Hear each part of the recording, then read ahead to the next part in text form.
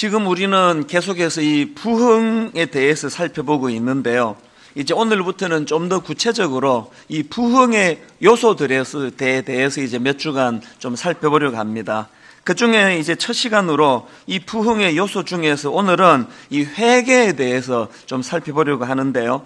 사실 이 회개와 부흥은 뗄래야 뗄 수가 없는 그런 함수 관계를 가지고 있습니다.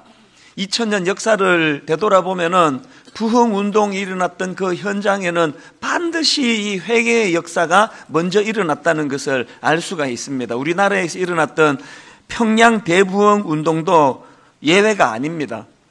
그러니까 이런 맥락에서 이 부흥을 이야기할 때는 꼭 그 회개를 덧붙여 이야기하는 경우들이 참 많습니다. 미국의 아주사 부흥 운동의 선구자로 알려진 프랭크 바틀맨이라는 분이 이런 말을 했습니다.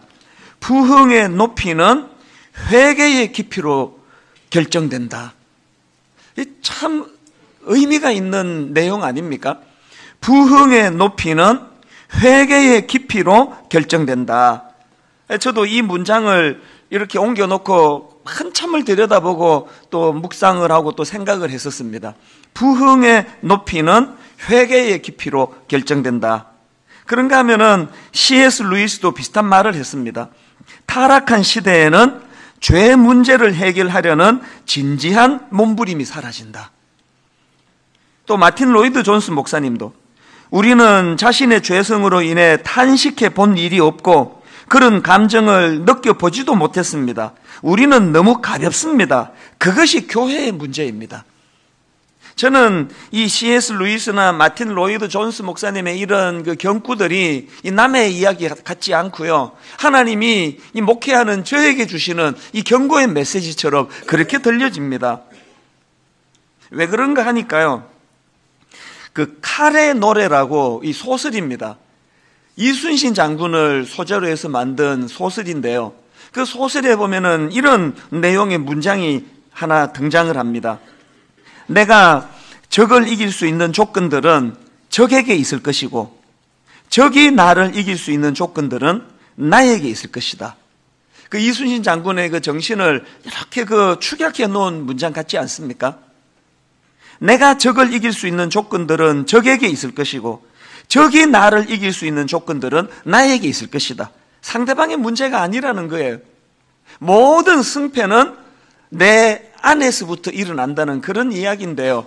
제가 이런 내용들을 옮겨 적어가지고 메모해 놓고 이것들을 제가 살펴보는 이유가 뭐냐 하면은 이런 말씀들은 성경이 지속적으로 우리에게 던져주는 메시지의 핵심 아닙니까? 이런 맥락에서 성경은 우리가 회개를 해야 된다는 겁니다. 내가 내 인생의 삶에서 승리하기 위해서는 외부의 환경의 문제가 아니고 내 자신의 문제인데 내가 내 안에서의 승리의 삶을 누리기 위해서는 회개의 역사가 필요하다는 겁니다. 그러니까 이런 관점에서 성경에서는 이 회개를 촉구하는 말씀들이 얼마나 빈번하게 등장하는지 모릅니다. 이사야 57장 15절을 보십시오. 지극히 존귀하며 영원히 거하시며 거룩하다 이름하는 이가 이와 같이 말씀하시되 내가 높고 거룩한 곳에 있으며 또한 통회하고 마음이 겸손한 자와 함께 있나니 이는 겸손한 자의 영을 소생시키며 그 다음 보십시오.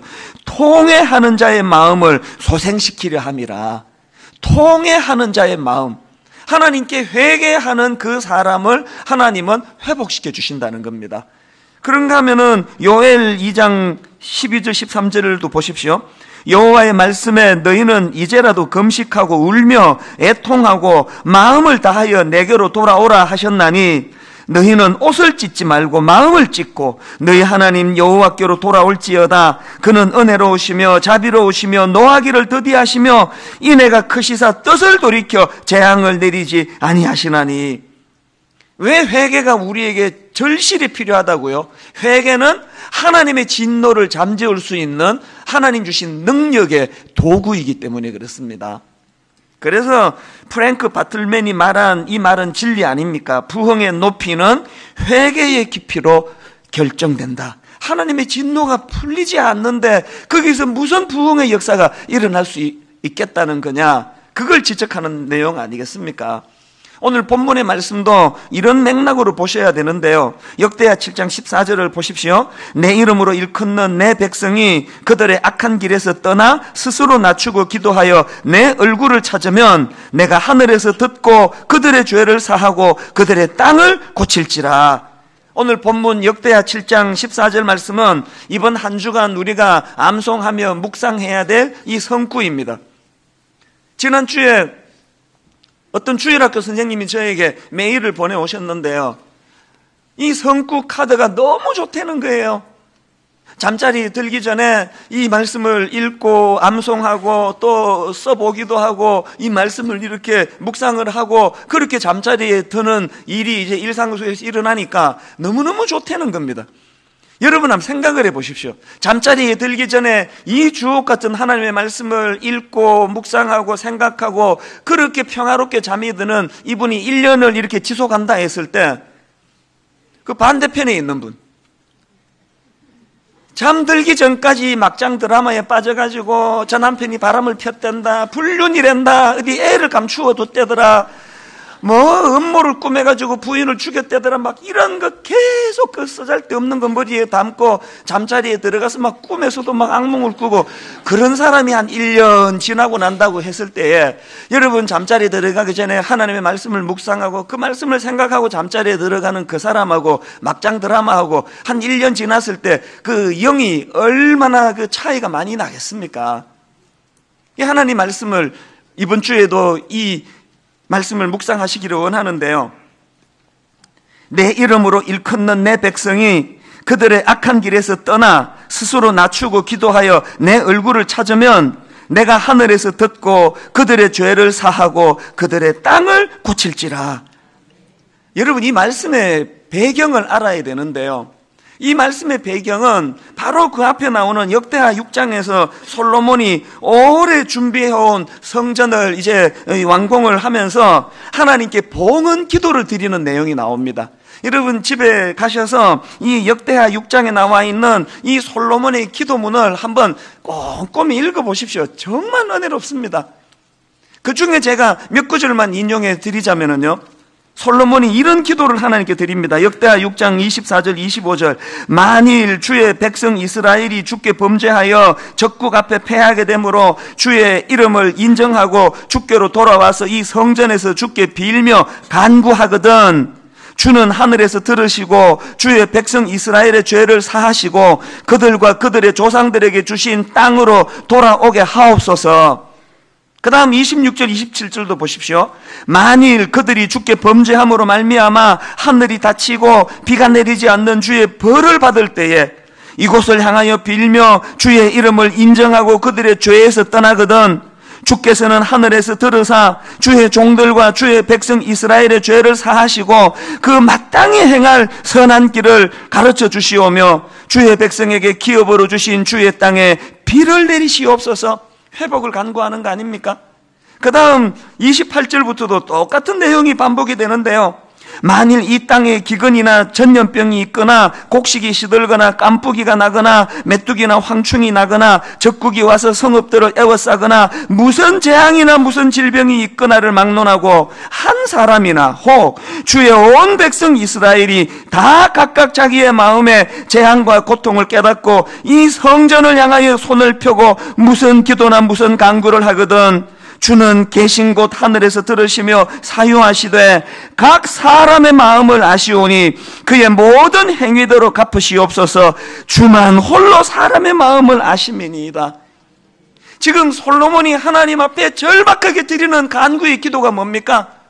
하나님이 이렇게 정성껏 성전을 하나님께 이제 건축하고 하나님께 봉헌해 드리지만 이 성전이 중요한 것이 아니라 하나님이 성전에서 회개의 역사가 일어나고 하나님 앞에 눈물로 회개하는 일들이 일어난다 할 때 하나님이 이 기도를 들어주시기를 원합니다. 그래서 우리를 회복시켜 주시기를 원합니다.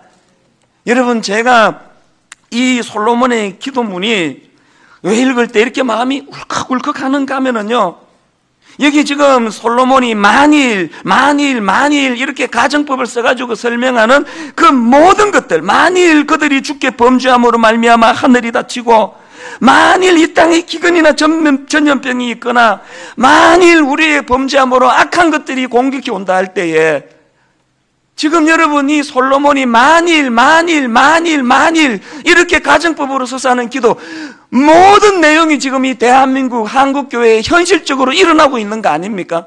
만일이 아니에요. 지금 이 큰일 났습니다. 이 지금 우리 죽게 됐습니다. 성전을 얼마나 잘 짓느냐가 문제가 아니고 그 성전 안에서 하나님 진실로 회개의 역사가 일어나기를 원합니다. 이게 우리에게 너무너무 절박하다는 이야기입니다. 지난 연말부터 갑자기 이 대한민국 안에서 그 아동학대 문제, 자녀학대 문제가 막 사회적인 이슈가 되더니 이게 막 점점 이 이슈가 커지더니 급기야 자기 아이를 죽여가지고 세상에 그 3년 이상 냉장고 안에 넣어두는 이 엽기적인 이런 사건이 발생하더니 그것이 어떻게 연결이 되는가 보니까 어느 목사님 또 신학대학 교수님이 어린 딸을 죽이고 그것을 시신을 방치한 게 무려 11개월 돼가지고 그 죽은 아이가 미라처럼 될 때까지 이 애를 방치해 놓은 이 사건이 이게 연결이 돼서 제가 지금 젊은 사람들 말로 멘붕 상태, 멘붕. 이게 도대체 이게 무슨 일이에요, 이게? 사실 제가 지금까지는요, 이상한 별의별 몰상식한 사건이 일어날 때마다 마음에 무슨 생각을 했냐 하면 건강한 제대로 된 신앙생활하는 사람이 아니고 이거는 사입이나 이단이나 극단적인 신비주의자나 그런 사람들의 일이지 세상 사람들이 몰라가지고 싸잡아가지고 욕을 하는 거지 우리는 그런 부류와 다르다 그런 마음의 위로를 갖고 있었는데 이번에 이 일이요 그런 저의 마음을 그냥 싹 다 잡아먹어버렸습니다. 왜 그렇습니까? 이 목사님이 소속된 교단은요 아주 건강한 교단이에요. 아주 정상적인 교단입니다. 독일에 유학 가서 신학 박사 학위까지 갖고 있는 분 아닙니까? 이제 설명할 힘도 없고요. 나올 수 있는 모든 것들은 이미 다 나왔다 싶은데 좀 있으면 또 나오고 이제 더 이상 나올 거 없다 싶으면 뭐가 또 나오고 이거 어떻게 하면 좋습니까? 여러분은 이런 현실을 지금 어떻게 이것을 지금 바라보고 계십니까? 그 목사 새끼가 말이야 그게 인간이야 그게? 여러분 이렇게 비난하고 손가락질 할 문제가 아니고요 오늘 우리 시대는 솔로몬이 가르쳐 준 대로 어떻게 해야 된다고요? 만일로 그렇게 가정법으로 시작한 그 솔로몬의 기도가 오늘 우리 한국 교회는 현실적인 이 타락과 현실적인 절망으로 나타나기 때문에 지금이야말로 누구를 탓하고 누구를 비난하기 이전에 먼저 주님 앞에 내 마음이 찢어져야 되는 거예요. 이 회개 운동이 일어나야 되는 거 아닙니까? 저도 참 교만하고 못된 인간인 게요. 전에는 그런 목사님들 비판을 많이 했습니다. 막 비판하면서 무의식적으로 나는 저런 사람들하고 달라. 이런 게 제 안에 많이 자리 잡고 있었던 게 사실이에요. 그러나 요즘에는요, 그럴 엄두가 안 나요. 이런 일들을 겪을 때마다 하나님이 늘 제게 경고의 말씀을 주시기 때문이에요. 그 다음은 네 차례야. 그 다음은 네가 걔하고 뭐가 다르냐 뭐가 상황이 거기에 도달 안 했을 뿐이지. 여러분 오늘 우리 시대야말로 정말 회개운동이 필요한 때예요. 그래서 하나님께서 그 솔로몬의 기도를 얼마나 기쁘게 받으셨는지 역대하 7장 14절에서 하나님이 그 솔로몬의 기도에 대하여 해주시는 응답, 그 응답의 말씀이 오늘 본문 역대하 7장 14절 말씀입니다. 그 앞에 12절부터 한번 보십시오. 밤에 여호와께서 솔로몬에게 나타나사 그에게 이르시되 내가 이미 내 기도를 듣고 이곳을 택하여 내게 제사하는 성전을 삼았으니 혹 내가 하늘을 닫고 비를 내리지 아니하거나 혹 메뚜기들에게 토산을 먹게 하거나 혹 전염병이 내 백성 가운데에 유행하게 할 때에 그 다음은 14절. 내 이름으로 일컫는 내 백성이 그들의 악한 길에서 떠나 스스로 낮추고 기도하여 내 얼굴을 찾으면 내가 하늘에서 듣고 그들의 죄를 사하고 그들의 땅을 고칠지라. 이 절망적인 상황, 이 현실을 회복할 수 있는 유일한 대안이 있다면 하나님 앞에 나와 통곡하며 회개하는 거라는 거예요. 우리가 하나님 앞에 회개하며 나아갈 때에 하나님은 이거 도저히 이제 회복이 안 된다, 어렵다는 그 상황을 회복의 길로 인도해 주실 줄로 믿습니다. 이게 부흥의 조건인 회개의 문제예요. 사실 성경에 보면은 이 회개와 관련한 표현들이 참 많이 나오는데요. 그 신약 성경에 보면은 이 회개와 관련한 단어가 세 종류로 등장하는 것을 볼 수가 있습니다. 첫 번째 등장하는 회개와 관련한 단어는 메타멜로마이라는 단어인데요. 이 단어는 가룟 유다하고 관련이 많은 단어예요. 이 메타멜로마이라는 단어는 이 뉘우치다 이런 뜻을 가지고 있는데 주로 그 감정적인 요소가 강조되는 그런 단어입니다. 마태복음 27장 3절을 보십시오. 그때에 예수를 판 유다가 그의 정죄함을 보고 스스로 뉘우쳐 그 은 30을 대제사장들과 장로들에게 도로 갖다 주며, 여기 나오는 뉘우쳐라는 이 단어가 메타멜로마예요. 성경이 그렇게 바람직하게 생각하지 않는 회개의 모습입니다. 그런가 하면은 두 번째로 등장하는 단어가 메타노에오라는 단어인데요. 이 메타노에오라는 이 단어는 회개 중에서 이 내적인 변화, 이 마음을 돌이키는 이 생각의 변화, 이거를 강조하는 단어입니다. 이 메타노에오하고 메타멜로마이가 이 단어가 어떤 차이가 있느냐 하면은 메타멜로마이는 그냥 후회하는 거예요. 아이씨, 그때가 안 했어야 되는데. 이게 메타멜로마예요. 가룟 유다가 했던. 그런데 이 메타노에오는 베드로가 한 거예요. 베드로가 이 마음을 돌이키는 거예요. 그런가 하면은 세 번째로 나오는 단어가 에피스트레포라는 단어인데요. 이 에피스트레포라는 이 단어는 포인트가 뭐냐? 잘못된 길에서 올바른 길로 방향을 바꾸어 돌이키는 것, 행위가 포함되어 있지 않습니까? 메타노이아가 생각의 변화를 강조하는 단어라면 세 번째 나오는 에피스트레포라는 단어는 그 삶을 돌이키는 것을 의미합니다. 그러니까 이 두 번째 단어와 세 번째 단어가 어우러진 게 베드로의 회개예요. 자, 여러분 오해하면 안 되는 게요, 가룟 유다는 도저히 용서받지 못할 짓을 저질러서 망했고 베드로는 그것보다 좀 덜 했기 때문에 구원받은 게 아닙니다. 베드로나 가룟 유다나 무게로 따지면 똑같은 무게예요. 둘 다 용서받지 못할 짓을 저질렀는데 행위의 문제가 아니고요, 죄악된 그 깊이의 문제가 아니고 회개의 문제라는 거예요. 여러분이 지금 서울에 가서 이제 일을 보려고 분당에서 이제 판교 톨게이트를 지나가지고 이제 저기 양재동 쪽으로 들어가야 되는데 이 길을 잘못 들어가지고 생각 없이 그냥 부산 쪽으로 지금 가고 있었단 말입니다. 한참을 모르고 이렇게 가다가 천안이네? 나 이거 서울 가야 되는데 이거 어떡하지? 그럼 그냥 계속 가는 거예요. 대전까지 왔네? 이거 어떡하나? 계속 가는 거예요.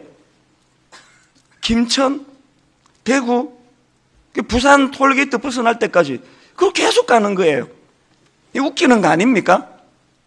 그냥 대놓고 웃으세요. 이 웃기는 거 아닙니까? 이 웃기는 이야기가 이게 딱 오늘 우리들의 모습이라고 이야기한다면 어떻게 대답하시겠습니까? 성경을 왜 읽어야 됩니까? 내가 지금 서울 쪽으로 가야 되는, 양재동에 나와야 되는데 이게 천안이네? 이걸 자각하게 하기 위해서 읽는 게 성경 아닙니까? 주일날 모여서 설교는 왜 듣습니까? 지금 하나님이 원하시는 길은 좁은 길, 하나님이 원하시는 길은 세상 사람들이 가지 않는 하나님의 길은 지금 비유컨대 양재동 쪽으로 가야 되는데 내가 지금 이 천안으로 가고 있네? 이걸 자각하게 하도록 하는 게 설교 아닙니까? 그리고 여러분이 실제로 자각을 하잖아요. 예배 시간에 깨닫지 않습니까? 어떨 때는 눈물도 흘리지 않습니까?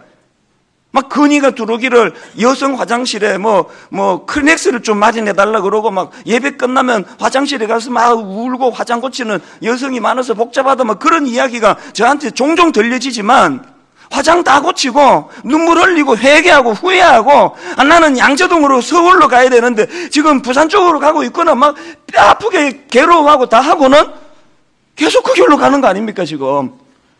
막 울고 또 계속 가는 거 아닙니까 지금 그 길로? 이게 가룟 유다가 했던 회개라니까요.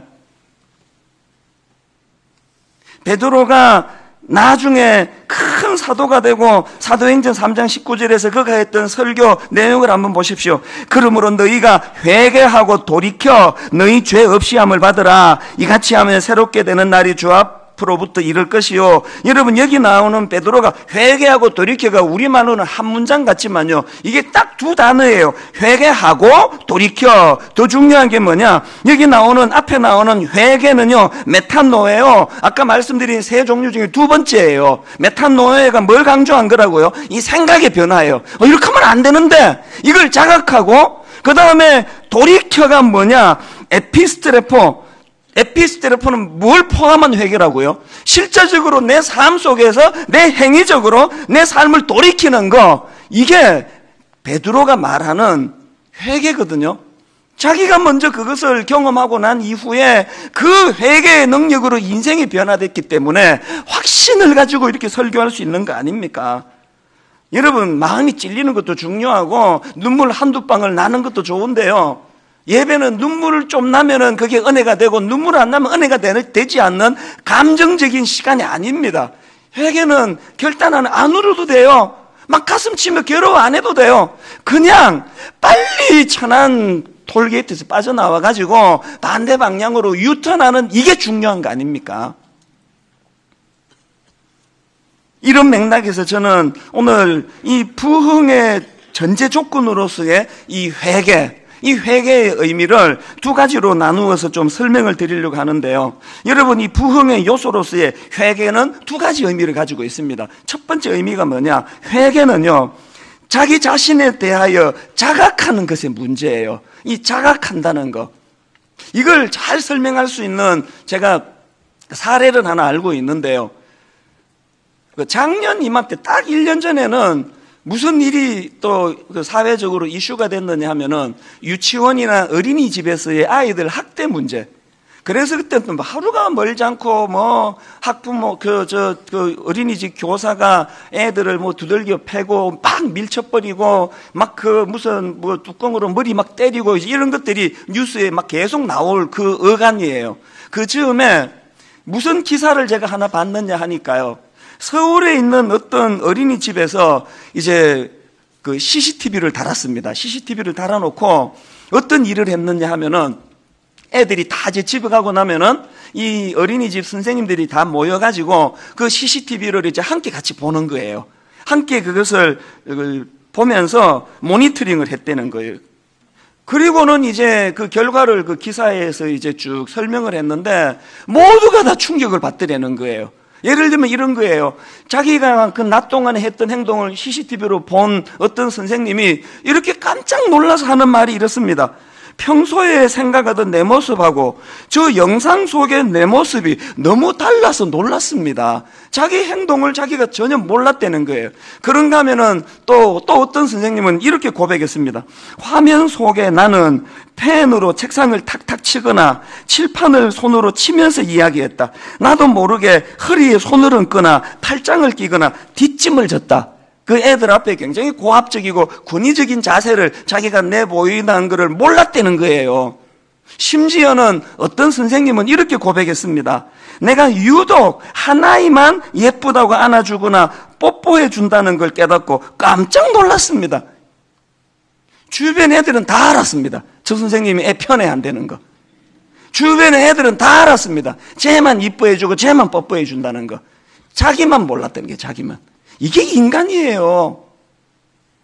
뭐가 회개라고요? 그 사실을 자각하는 게 회개예요.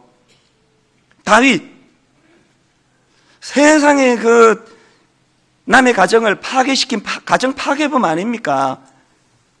유부녀를 임신을 시키고 그 남편을 죽이고 완전히 가정 하나를 그냥 그렇게 파괴를 시켜놓고도요, 다윗은 1년 가까이 그 사실을 자각을 못했습니다. 왕인데 그 정도도 못해? 전혀 인식을 하지 못하고 그렇게 살았는 다윗에게 하나님이 누구를 보내주셨나? 나단 선지자를 보내주세요. 여러분, 하나님이 나단 선지자를 보내주셔서 다윗으로 하여금 깨닫게 하고자 하는 메시지가 뭘까요? 자기 스스로를 CCTV를 통해서 좀 들여다봐라. 이게 하나님의 메시지예요. 그래서 이제 다윗이 나단 선지자를 통해서 자기를 자각하고 나서 괴로워하며 쓴 시가 시편 51편인데요. 자, 여러분, 시편 51편 3절에서 자기를 어떻게 인식하는가 보십시오. 무릇 나는 내 죄과를 아오니 내 죄가 항상 내 앞에 있나이다. 그때 내가 그냥 술 한잔하고 얼떨결에 어떻게 해가지고 내가 성적으로 죄 지었나이다. 그런 어떤 사안을 가지고 이야기하는 게 아니에요. 자기 존재, 자기 본질을 깨달은 거예요. 어떻게 깨달았습니까? 무릇 나는 내 죄과를 아오니 내 죄가 항상 내 앞에 있나이다. 심지어는 5절을 보십시오. 내가 죄악 중에서 출생하였으며 어머니가 죄 중에서 나를 잉태하였나이다. 여러분, 왜 제가 그런 문제를 일으키는 목사님들에 대하여 더 이상 제가 화가 나지 않고 더 이상 제가 그 사람들을 비난하고 손가락질하지 않게 되냐고, 왜 그렇게 되냐고 말씀드렸냐고요. 그게 어떤 아주 타락한 극소수의 어떤 목사들에게만 있는 일이 아니고 너한테도 있을 수 있는 일이라는 걸 제가 경고를 받았기 때문에 그래서 두려운 거예요. 그 다음은 네 차례라 그러니까. 다윗이요, 이 시편 51편에서의 이 처절한 고백 이후로 다시는 그런 악한 자리에 빠지지 않습니다. 왜 빠지지 않게 됐을까요? CCTV로 자기 모습을 봤더니 너무 고압적이고 한 해만 이뻐하고 편애하고 이러한 어처구니없는 자기를 깨달았으니 다윗이 어떻게 했을까요? 그때부터는 하나님을 절박하게 매달리는 하나님의 종이 됐을 거 아닙니까? 살려달라고. 이걸 자각하는 게 회개예요. 이걸 대부분의 그 큰 교회 목사님들이 주로 넘어지는 게요, 주변에 아부하는 사람들에게 애워싸여가지고 그거를 자각하지 못하다가 한 방에 훅 가는 거예요. 이게 일부 어떤 교회 목사님의 이야기가 아니고 이게 여러분 각자에게 저건 내 얘기가 될 수 있다. 이걸 자각하는 게 이게 회개입니다. 그런가 하면은 두 번째로 이 부흥의 요소로서의 회개란 뭐냐? 이 회개라는 것은 옛 자아의 파괴의 문제라는 사실입니다. 제가 이 파괴라는 단어를 쓴 이유가 있는데요. 요한복음 2장에 보면은 예수님께서 성전에서 막 매매 행위를 하고 비둘기 팔고 이렇게 타락한 모습을 보고 예수님이 격분하세요. 아마 그 예수님의 공생애 중에 가장 격분한 한 장면 중에 하나일 거예요. 막 주님이 격분하셔가지고 상을 뒤집어 엎으시고 채찍을 휘두르시고 막 그렇게 주님이 격분하는 과정에서 주님이 주신 말씀이 요한복음 2장 19절입니다. 예수께서 대답하여 이르시되 너희가 이 성전을 헐라 내가 사흘 동안에 일으키리라. 또 누가복음 21장 5절 6절에도 보니까 어떤 사람들이 성전을 가리켜 그 아름다운 돌과 헌물로 꾸민 것을 말하며 예수께서 이르시되 너희 보는 이것들이 날이 이르면 돌 하나도 돌 위에 남지 않고 다 무너뜨려지리라. 뭐가 회개인지 아십니까?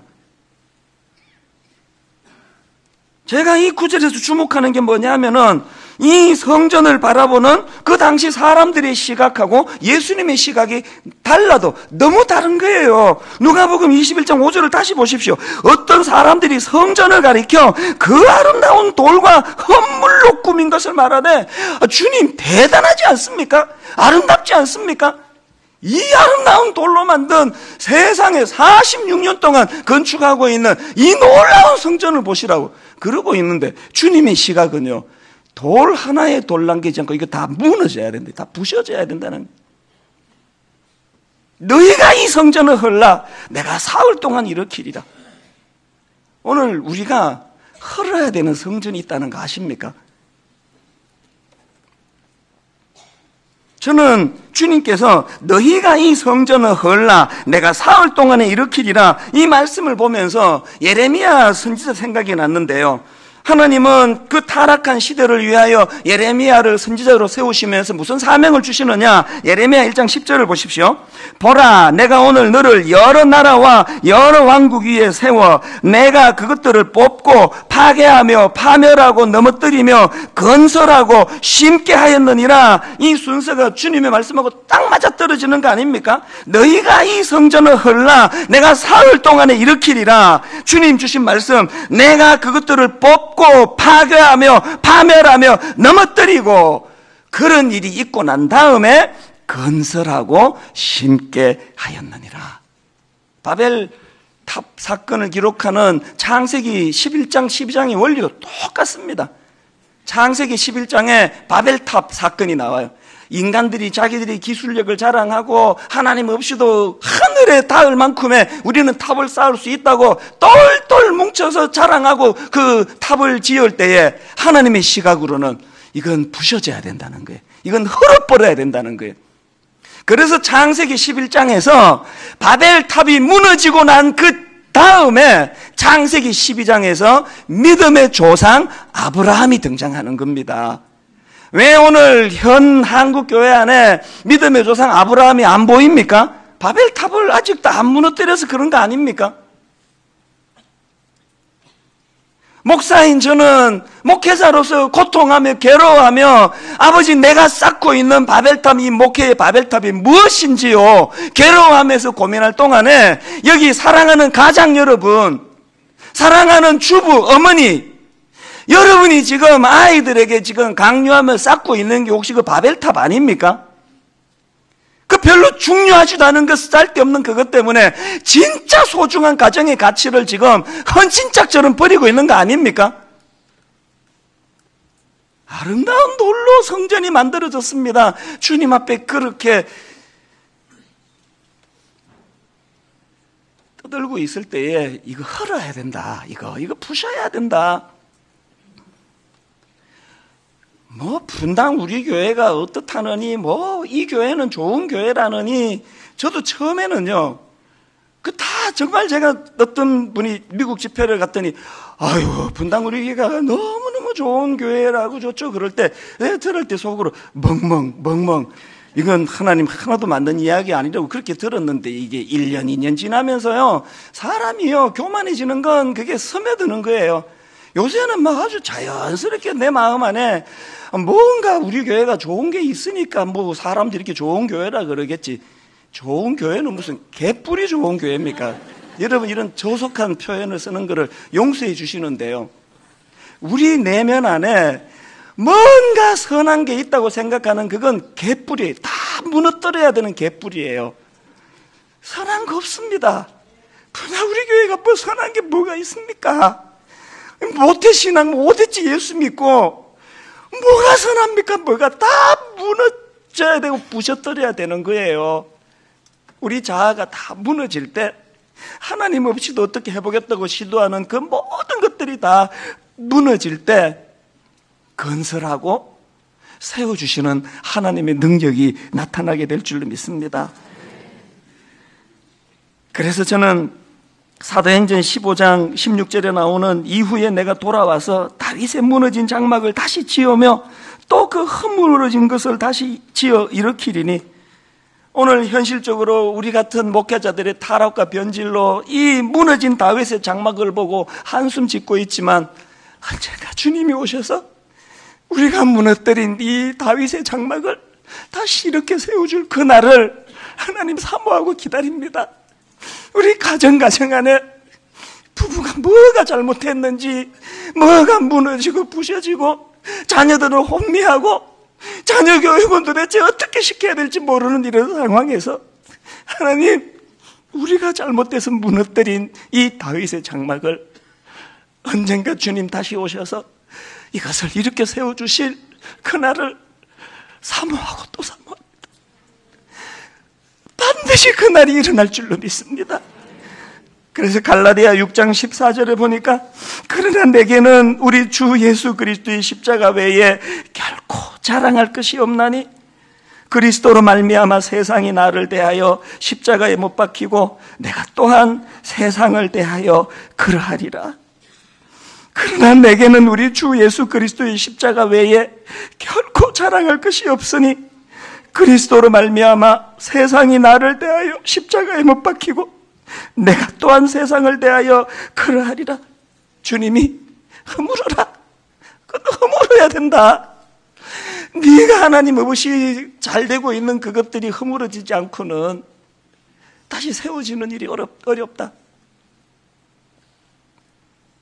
이 시대에 정말 부흥을 갈망하고 부흥이 일어나기 위하여 주님이 허물어 주시는 가슴 아픈 일들이 새로 건설되고 새로 태어나는 축복의 통로가 됨을 볼 수 있는 영안을 회복하는 저와 여러분 되시기를 바랍니다.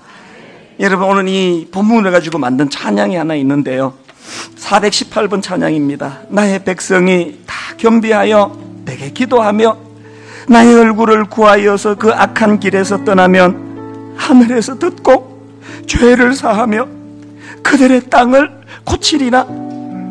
하늘에서 듣고 죄를 사하며 그들의 가정을 고치리라. 하늘에서 듣고 죄를 사하며 그들의 교회를 고치리라. 우리 사모하는 소원하는 마음을 가지고 함께 이렇게 찬양하기 원합니다. 나의 백성이 다 겸비하여 나의 백성이 다 겸비하여 내게 기도하며 나의 얼굴을 구하여서 그 악한 길 떠나며 우리가 파괴하고 우리가 무너뜨릴 때 하늘에서 듣고 죄를 사하며 그들의 땅을 고치리라.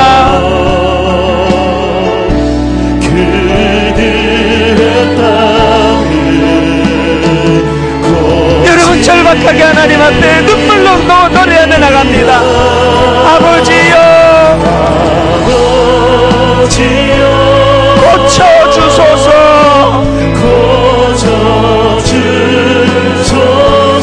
이 나라 주의 것 되게 하소서.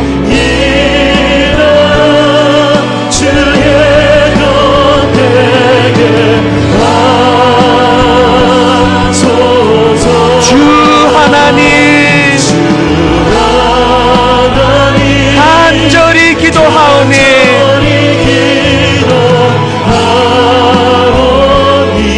상한 이 땅 새롭게 하소서.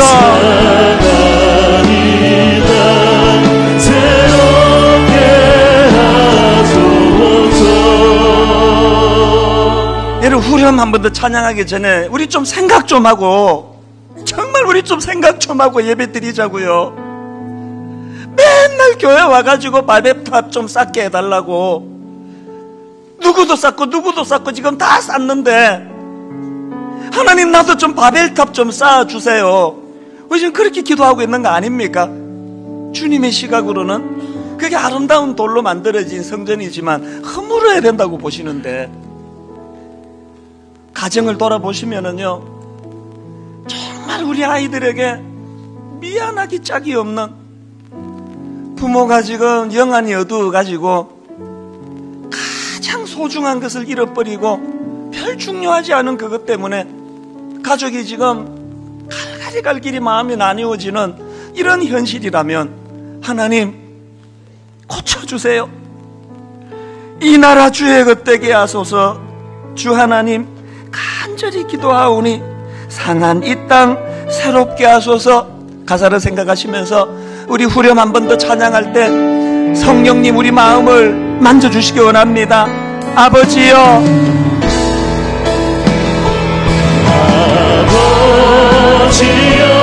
고쳐주소서.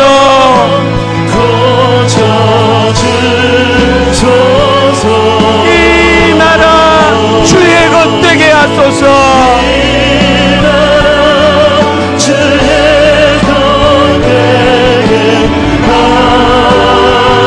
여러분 간절히 하나님 앞에 매달립니다. 주 하나님,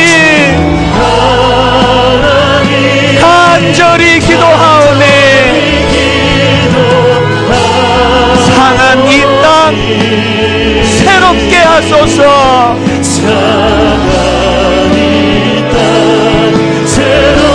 회개가 터지시면 이 시간 기도하시기를 원합니다. 한 번 더 고백합니다. 아버지여 고쳐주소서.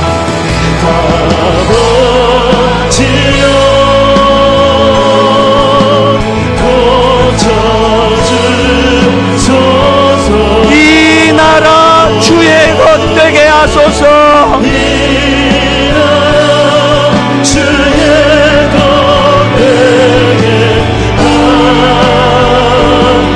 절박하게 간절하게 주 하나님 간절히 기도하오네. 상한 이 땅 새롭게 하소서.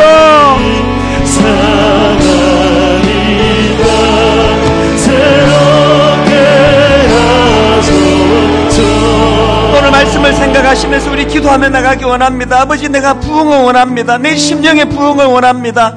하나님, 이 삭막한 내 가정이 변화되기 원합니다. 내 가정의 부흥을 원합니다. 내 교회의 부흥을 원합니다. 그러기 위하여 하나님 회개가 터뜨려지기를 원합니다. 회개는 내 자신을 자각하는 것이라 말씀하셨습니다. 회개는 하나님 내가 그동안 소중히 그것들을 다 허무는 것이라 말씀하셨습니다. 내가 허물면 주님이 세워주실 줄로 믿습니다. 이 역사가 일어나기를 원합니다. 우리 다같이 한 목소리로 통성으로 기도하기 원합니다. 같이 기도하시겠습니다. 살아계신 하나님 아버지, 우리의 죄된 모습을, 아버지 우리의 죄된 옛자를 자각하기를 원합니다. 깨닫기를 원합니다. 내가 얼마나 치명적인 죄인이라는 것을, 얼마나 아버지 회개가 필요한 존재라는 것을 자각하기를 원합니다. 주님, CCTV로 들여다보듯이 철저하게 우리 자신을 자각하기를 원합니다. 아버지, 우리 자신을 자각한 이후에 하나님, 내가 세운 이 바벨탑을 무너뜨리기를 원합니다. 내가 세운 이 바벨탑이 깨뜨려지기를 원합니다. 주님이 무너뜨려 주시옵소서. 그리고 주님이 다시 세워주시기를 원합니다. 주님, 회개의 역사가 종으로부터 일어나기를 원합니다.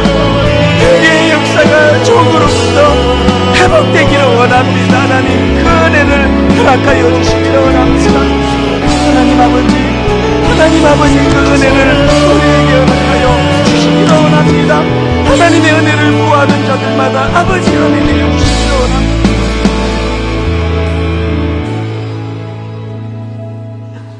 그러나 내게는 우리 주 예수 그리스도의 십자가 외에 결코 자랑할 것이 없나니, 하나님, 주님 주신 은혜 외에 자랑하고 있는 이 모든 것들이 다 허물어지기를 원합니다.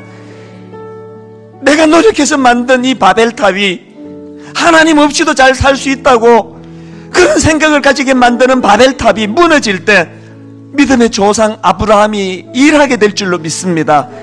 우리 가정을 살려주시옵소서. 아버지, 우리 가정 안에 바벨탑이 다 무너지게 해주시고, 그리고 하나님 다시 건설하고 세워주시는 하나님의 역사와 능력을 맛보아 경험하는 가정들이 되게 하시고 교회가 되게 하여 주시옵소서.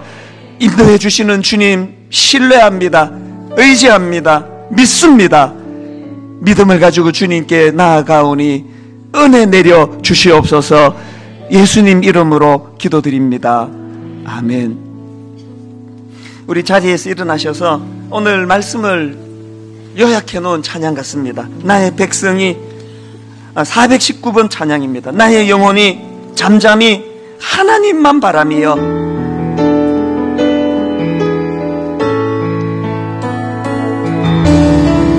나의 영혼이 잠잠히 하나님만 바라며 나의 구원이 그에게서 나는도다. 속에서 나는 여러분, 우리 자신을 이렇게 선포하기 원합니다. 나의 영혼아 잠잠히 나의 영혼아 잠잠히 하나님만 바라라. 하나님만 바라라. 왜 그래야만 합니까? 나의 소망이 누구로부터 나는 겁니까? 저에게서 나는 도다. 이 믿음이 회복되기를 원합니다. 오직 주만이 나의 반석, 나의 구원이시니.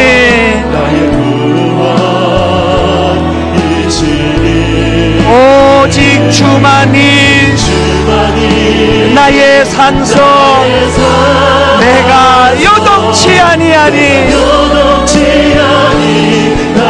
2절 찬양입니다. 나의 영혼이 간절히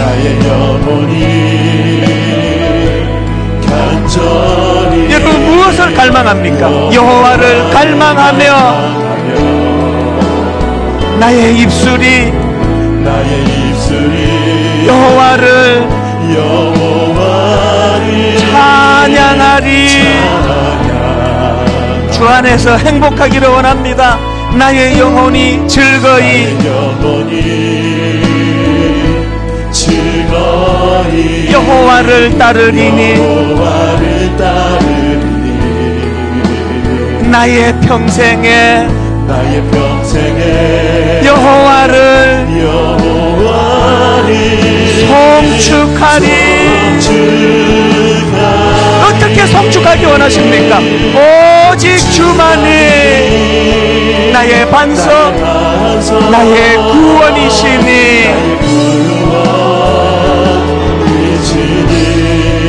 오직 주만이 나의 산성, 내가 요동치 아니하리. 나의 구원, 나의 영광 누구에게 있습니까? 하나님께 있으니.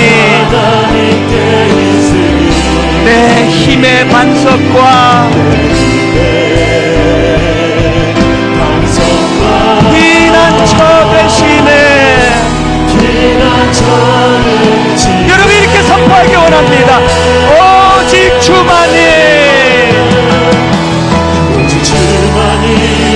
나의 반석, 나의 구원이시니.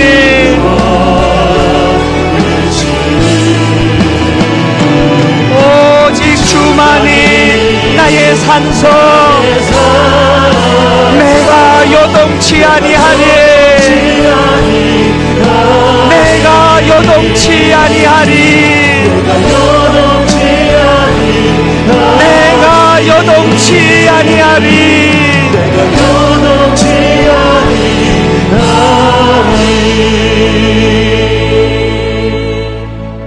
기도하시겠습니다. 내 이름으로 일컫는 내 백성이 그들의 악한 길에서 떠나 스스로 낮추고 기도하여 내 얼굴을 찾으면 내가 하늘에서 듣고 그들의 죄를 사하고 그들의 땅을 고칠지라. 내가 하늘에서 듣고 그들의 죄를 사하고 그들의 땅을 고칠지라. 하나님, 이 말씀이 이 한반도 땅 이 시대에 구현되는 그 은혜를 허락하여 주시옵소서.